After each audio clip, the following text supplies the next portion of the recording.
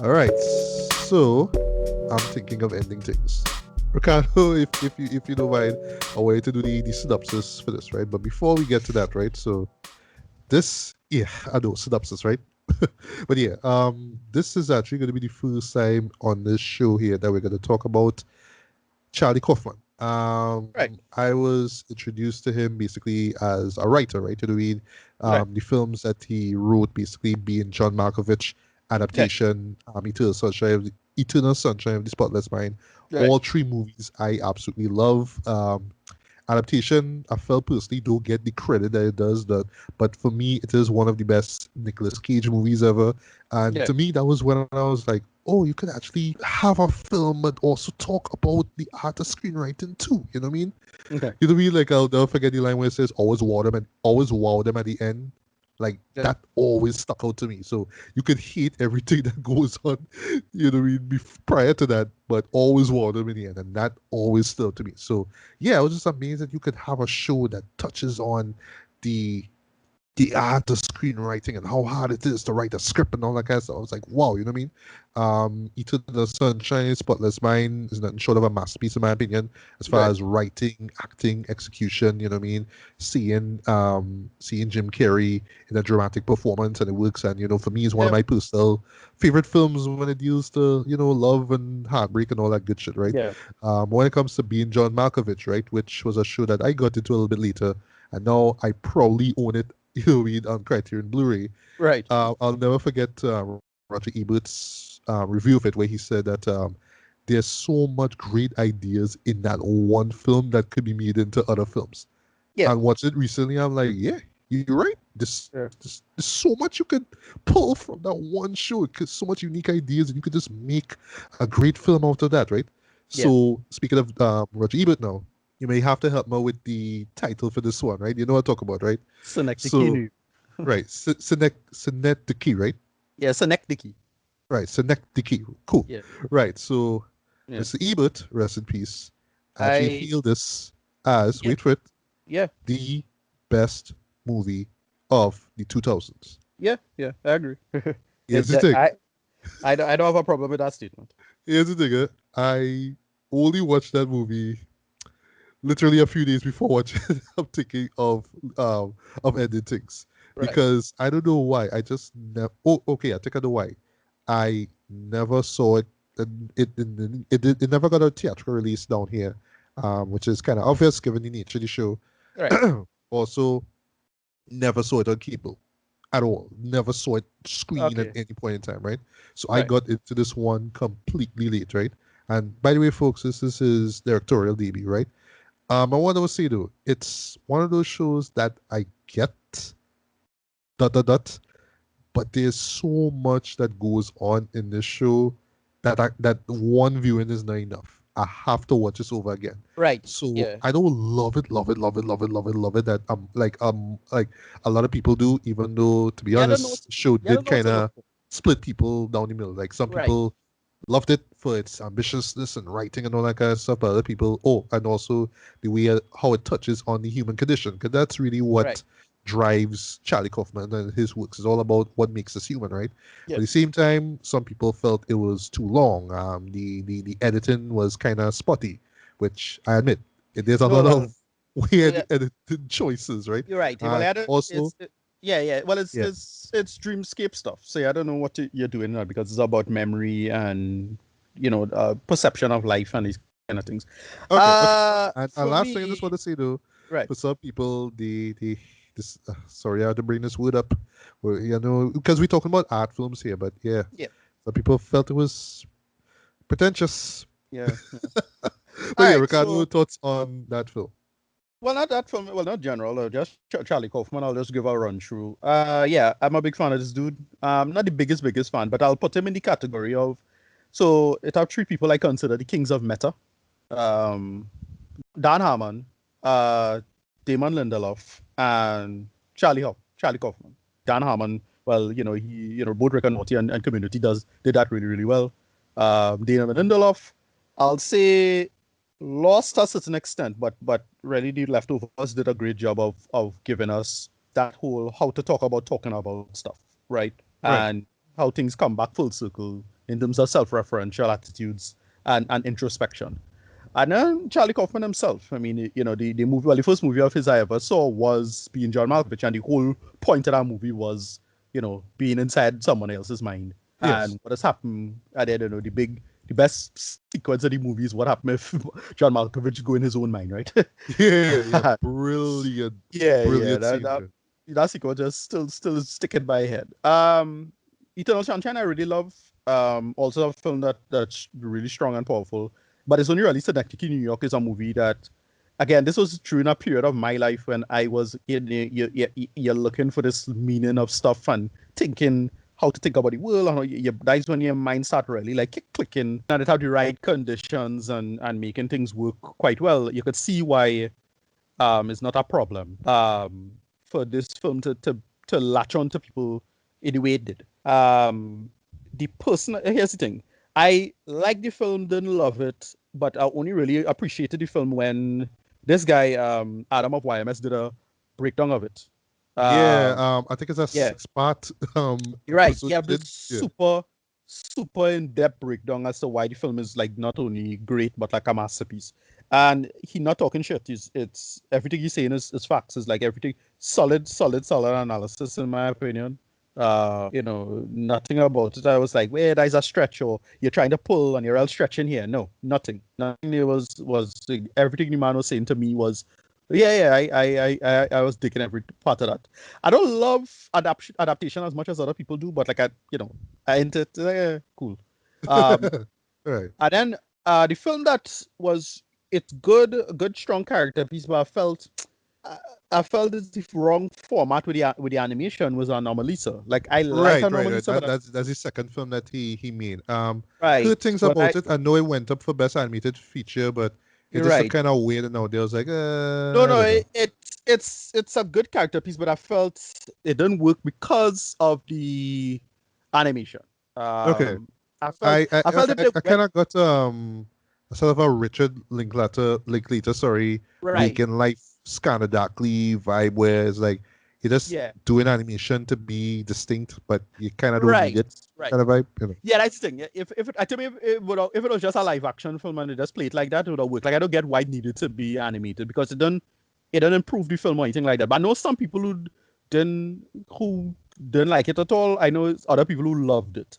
I kind of in the middle about it because I get like as a character piece, it's strong, but because it's animation and because they do the stop motion thing, it just kind of didn't really work all that well for me.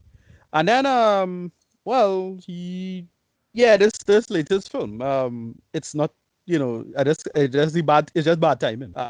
For it, I just not in the mood for a movie like this, and that's the reason that I'm not.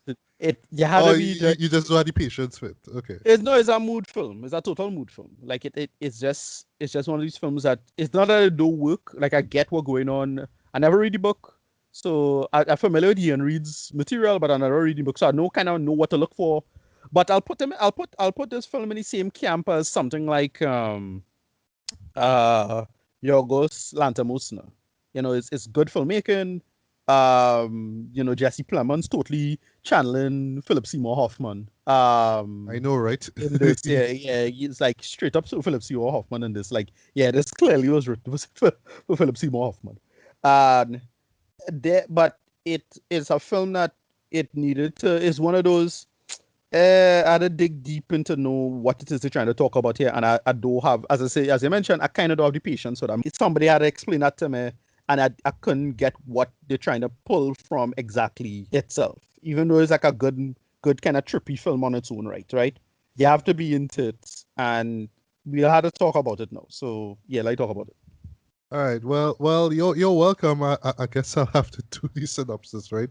Right. So, in a nutshell, it is about her character is unnamed, right? Yeah. She's just labeled a young woman, right?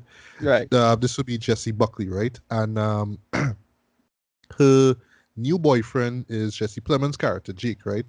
And it starts off with them basically, well, him driving her to his parents' place, right? And it's in the middle of this snowstorm, basically, right? Yeah. And you're just hearing like this inner monologue, her talking about, I'm thinking of ending things. You know what I mean? Like she likes Jake, but she finds Jake. Maybe she doesn't sure she wants to spend the rest of her life with Jake, and Yeah, he's kind of off. And they did name her. I think they did well. name her name. Okay, Not so Louisa or there's a something. moment. Right? There's a moment.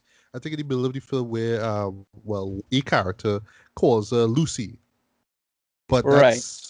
but it's like a reference to like an old moment, some event that happened before, because there's a lot Okay. of recalling of old events. But yes, her character is not named at all. How I know? Because Okay. yeah, I watch it with subs.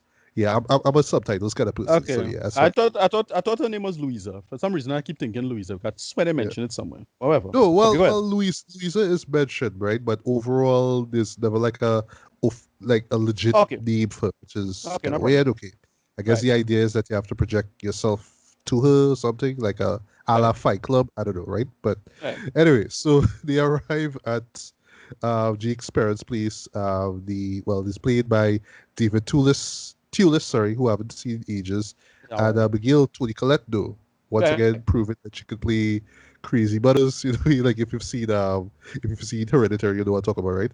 Right. And essentially, what we see it plays out. It's just a dinner, right? It starts off as a dinner, but it plays out like the weirdest meet the parents dinner ever. Dread. Like I thought, like Eraserhead's meet the parents moment was weird. Right. Dread. This take it to a whole other level. But it's not weird in the sense that like weird things will happen. It's just that characters would talk or see things or act. They would just do like these weird little subtle things.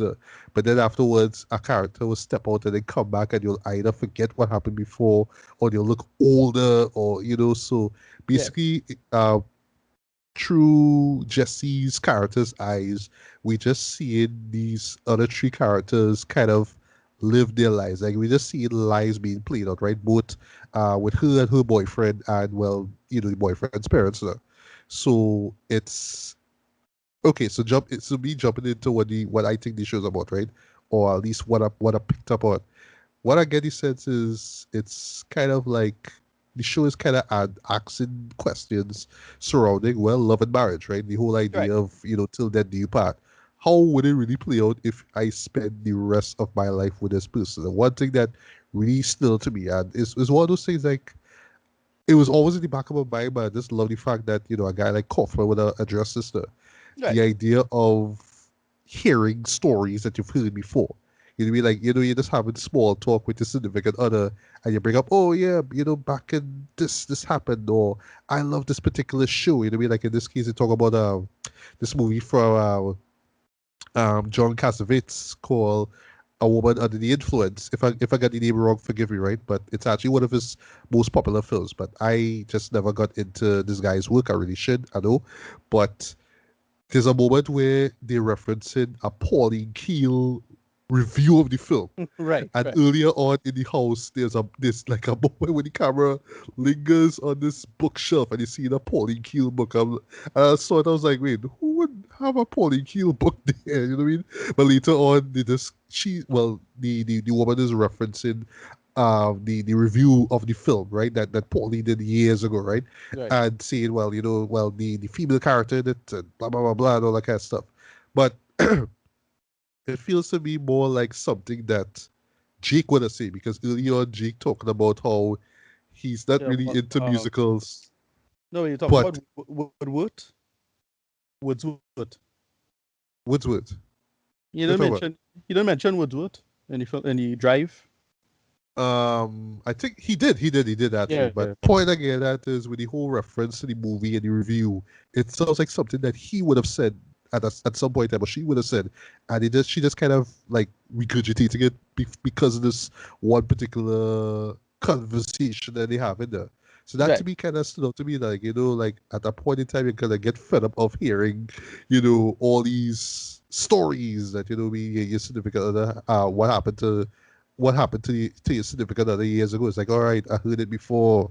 Yes, I get okay. You know what I mean? Like when it's with your friends, like when you just kind of bring it up as a conversation, it's like okay, but when you keep hearing this thing on a regular basis, like okay, we get it. It's kind of boring. Forget, right? One thing I really dug about the show here is how it kind of touches on over familiarity of being with that person, you know what I mean, for years and years and years, and how that could just kind of get on the news, you know what I mean? So I kind of like that. Um, and really how it kind of messes, well, not just with that, but just as a whole, wondering if this relationship is gonna last, or you know what I mean, at some point in time, is she gonna get fed up of me and walk away, or is he gonna do something bad to me and I can lose my life? So it plays on all these things, though, but in true Kaufman style, it just tries to do literally everything in one film. So you have basically like two scenarios playing out, like one of them involving them just driving down this road and it seems like it's going nowhere, Yeah, and them at the parents' house, and it's just like a bunch of like weird stuff happening. You know what I mean? Like characters would exit, come back being old, and all of a sudden, the mother is old, the mother is dying, the father's old, and then all of a sudden Jake is old, and like all that stuff I was watching, and I was kind of getting, and then they make this sort of, well, essentially it's all from the viewpoint of a particular character. I don't want to say who, but they always kind of go back to remind you who it is, right? But I felt like those moments was like, still, what's going on here? And not seeing the relationship, and not seeing the comparison between, well, what's going on here to what we see involving this dinner. And then I don't know about you, Ricardo, but somewhere near the end, though, I just get so completely lost. I just kind of tune out of the show, and yeah, I'm just watching, slight spoiler, a character just doing a song, and I'm like, what the hell is this I'm watching? yeah. And then It's here's the thing, so I did a little research after the fact that apparently the ending for this story, like in the book, was way darker than what we got here. Like right, people, it's like the book technically is not a psychological horror, but people kind of put it in that box there, in that category. But it's not right. really, right? But it's more existential horror than anything else. But Kaufman, because he had creative liberty, he just decided to end this on a somewhat light-hearted note. That's all I'll say. And apparently, the author himself, Ian, right? He Yeah, actually loved what Charlie did. He loved it. right. He loved the way how it ended, though. But still, I was just watching this like, what? You know what I Yeah, mean? The last shot, however, yeah, I dug that shot. I dug that because right. it's very open ended. You know what I mean? You can kind of analyze, okay, is this all a dream or is this the end result of that? Blah, blah, blah, blah, blah, and all that kind of stuff. But this one thing I just want to say before we get to your thoughts on the show. So, what I'm picking up here with this show here and with Charlie's films, right? Even though I didn't see Annabelisa, is that he's trying to. That's okay. I shouldn't say he's trying to, but he's hacked it back to old school auteur theory. Like he's Yeah, channeling Federico Fellini, right? yeah, Like Eight and a Half, and oh gosh, Sat Recorder, all that kind of stuff. He's channeling Ingmar Bergman. You know what I mean? Like right. literally the fade out into the final shot is from Cries and Whispers, right? With a very noticeable color that is used, and they use it to just like dissolve into the final shot. That is some Ingmar Bergman shit. I know Yeah, what you're talking about, right? But it does have the feel of something like a persona, for example, where it's all, it's all in my head, and I just had this one image of this thing, and I just wanted to explore it in film, and though why the film don't make any sense, but you're so drawn into the world that this guy create, you just can't help but be amazed by it. So I kind of see this is what Charlie wants to do. He wants to make these like immersive films, but like traditionally as a narrative, it won't make any sense at all. But you just have to dig in deep and just figure out everything. And hence the reason why I say I don't watch it more than once, right? But apparently, I think there's an IndieWire article where he kind of explains what went on in the show, though, Charlie himself. But right. I'm like, I want to read it, but at the same time, I want to figure it out myself too, though. But Yeah, like, and this is where we had to go into the whole argument of, is this pretentiousness or is this art? That like now in this day and age, do I really have to pull up a YMS video and have have him or somebody else explain this whole movie to me? or Right. or just treat it what it as it is, and then Here's the thing. when I go back to it 5 years from now, I'll be like, oh, that's what it means. I love the Right. film, right? So Here's the thing. there you go. Again, much like with Yorgos Lanthimos, it is have almost all your movies are like, except for one, and I just don't effing get it, right? And I had a wait, right? Sorry, this is one of those examples where I probably gonna get it in 5 years or so. Now. Somebody gonna have to um, you know, somebody gotta do a breakdown, and I gotta get it done because you're following it and you're getting the general gist of what they're trying to go for, but it's one of those I get it, but it's like dies it, right? Similar to That's the problem with the show, but I'll get right. to that in a bit. What? So the film I'll compare this to, for me at least personally, is Killing of a Secret Deer, right? Okay, Killing of a Secret Deer is a film there's one theme I get, at face value, which is the premise of justice and poetic justice and how to address justice in the world, right? But then if that is it, then that just can't be it because it has so much other things that just don't make sense in the world that it's something I'm missing, right? Uh but I don't even enjoy the film because it's not even pacing itself well or particularly strange and exciting like City Lighthouse, right. right? Is that so? That's why this film just didn't work for me because it's paced in a terrible way.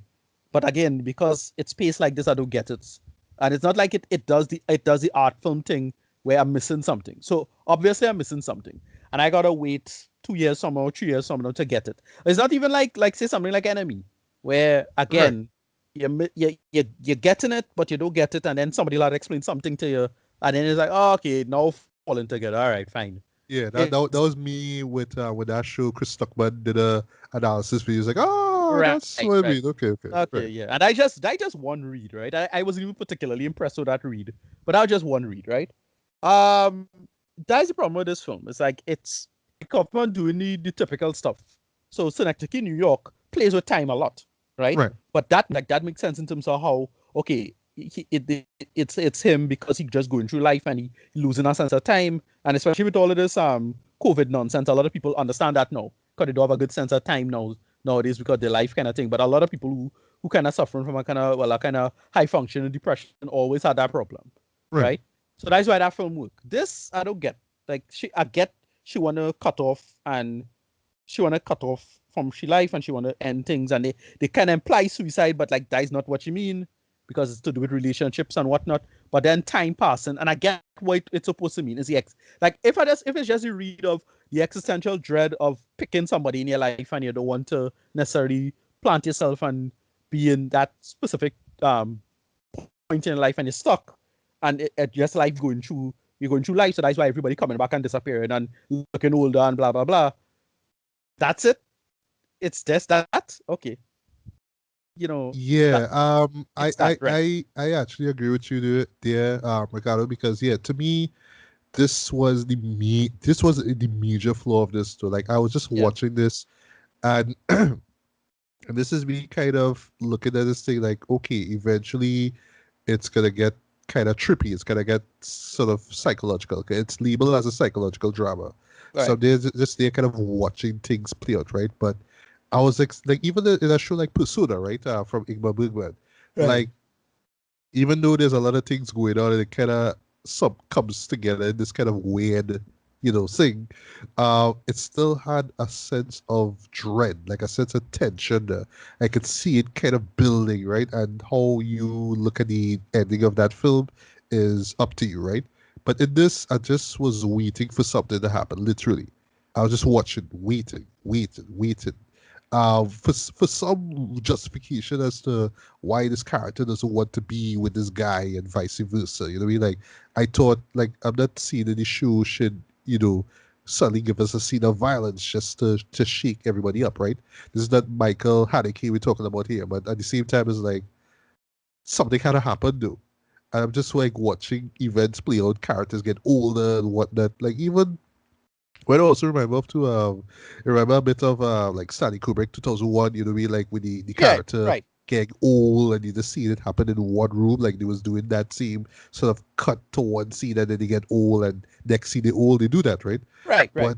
No, At the right. same But time, here's the thing. I'm still waiting for something to happen, and then Right, but you see, just give okay, us a musical number and it just ends. I'm like, right. that's what we wait But for, a but musical number, bro. yeah, but see the thing with 2001, because it's a sci-fi. Um, But there's a point to that moment, though, even though it's weird, but right, there's a point to that right. moment. Yeah. But because it's a, you just give sci-fi a chance when you do some weird, some weird shit now. Because it's like, all right, well, it's not really humans and it's aliens influencing, blah blah blah blah blah blah. And that's why I found it strange when they was describing it as a horror. And like, where's the horror part exactly? Like, Thank it's you. still horror, right? So Like even though like I say, the book is, right, mislabeled as a horror, but still it's like, right. And I where's it get where's there's no tension or dread right. or anything at all. It's just weird stuff happening for the sake of Right. it. And You then know? this is the part of it that gonna get me into trouble because sorry, this is some first world problem shit though. That's kind of my big problem with a lot of this, eh? It real coming across like that because the only way I could see this being a problem is that, oh well, she just completely bored with her life and she doing nothing. And the only reason that all of this is existential horror is because she's stuck in this boring life with this boring man, and they're gonna have boring conversations about Woodswood for the rest of she life, and that's the horror part. And I'm like, if Ugh, it's come on. there's some white woman first world problems kind of thing. Like at no point I could get like into this. Sorry to say it, but that's a big problem with a lot of these kind of stories is that sorry to say it, it's a kind of white woman first world problems thing. Nothing about it has any kind of like I don't understand the struggle or get it. Sorry to say I can't sympathize with this scenario at all. Right? That's the No, the, problem. the, the show doesn't make it relatable at all. It's just At all. At you all. have to kind of think from the perspective of, hey, if I'm married or whatever, or in this relationship for years, Right. what I mean? Do I want to be in it? That's like the only Yeah, relatability the show that's have. it, right. But that's the thing. Again, somebody will give me a different read and tell me, no, it's really this, and it's not as horrible as you think, and it's really that, and that's why it's horrible. And like, all right, I'll probably, you know. But yeah, Yeah. this one didn't work for me. This one just didn't work for me. I don't hate it. Yeah. Well, we'll give it a rating one time. You might as well. Yeah, 4 out of 10. It, I just couldn't get on it. I just couldn't get on it. Much like again, the film I'm comparing it to is Killing of a Sacred Deer. As in, there's a read to this, but there's a bunch of shit I just missing and not getting. And it's not like, and I didn't have fun with it like say Lighthouse. Lighthouse I give a high rating because like I had a ton of fun with it, even though it was weird as shit. Yeah, Right? but it had a sense of dread and fear and Right, tension and right. just, And you it's know what I only mean? because here's the thing, in the case of Lighthouse, only because I did a little bit of art history digging up, you get where the shots come from. And then when you understand what the artist where the shot was inspired from, how he used to think about the world, is like, all right, you now get the context of what's going on. Right? So somebody you had to do a little bit of digging, right? It's one of those. So I feel a year from now, or you'll mention another film, and I'll say, oh, let's talk about this film that we talked about a year ago, and that's why, blah blah blah blah blah blah. It's Right, that. right, right. So whatever. Yeah. I couldn't get it now. I don't give it a low rating as it is. For now, I'll say it's complete bullshit. I waste my time. All right. Well, this rating could be real tricky for me, way, because this reminds me of, and it's kind of ironic that I bring this up, the Tree of Life, right? Which I Right. remember That's when it came another out right. back in 2011, I did not understand at all. I couldn't get it, right? And only over the years I appreciated, I loved it, and I actually did a episode of retrospect reviews, praising it, and because I actually got it, you know what I mean? So my rating back then for the show was, 2.5, and then it just kind of bumped to by an Right. extra 2 stars, basically, right?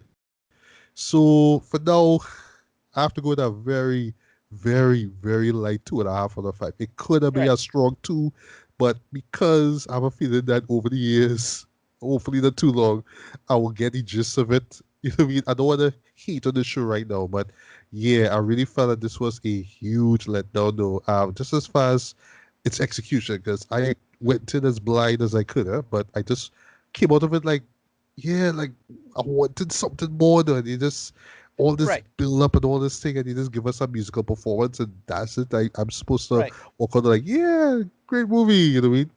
I think no, but as I said, the thing with it is that look, as usual, stuff like this, you know, a lot of films you can't. This is one of those cases where, you know, to have a lot of films, you know, you had to give it multiple watches, right? You had to watch it more than once. You know, a lot of films, sorry to say it, you know, you have to kind of judge it on the first watch. Yeah. And I'm I just worried if the second watch could be worth it though. that's 'Cause the if thing. it's I not, just then I boy. don't have I have yeah, that's the problem. I'm the kind of guy that just have no goddamn patience for a second watch of this. Right? It's not my career. You know, I have no incentive to rewatch this. Right? It's only until somebody writes somewhere else, like somebody I had a like, it had to be a video essayist that I had a like, and then they'll give like some 45-minute thing on YouTube and break it down and be like, wait, this was, and like, oh shit, I didn't see all of that, I didn't get all of that. And then I go rewatch it maybe. But now, as it is, it doesn't work for me. Sorry. As it is, it just don't work. As again, I keep comparing it to Killing of a Sacred Deer. It's a film I know a lot of people like, but I just didn't get it. Right? I didn't get it, Right, right, right. and I still don't like it. I like all other Yorgos Lanthimos films, right? Every one of his other films I like. I like Dogtooth. I like Lobster. I like the one in the 18th century with the two girls fighting over the queen. All of that shit I Yeah. like. The favorite, that's the name of it. The favorite, right? Oh, Yeah, the yeah, favorite, right. right? Yeah, the favorite. Like all of those films, great. This didn't work. Yeah. Just didn't work for me. Sorry. And this last I just want to say though, here's the thing, like I know for sure this is going to show up on a lot of best of the year list and all that It good stuff, right? might. It might. I have a Yeah. feeling so, right? I don't think it'll show up on any worse unless it's I don't know some 60-year-old kid who just saw it on Netflix and thought it was gonna be a cool show because Jesse Plemons That's in the it, right? thing.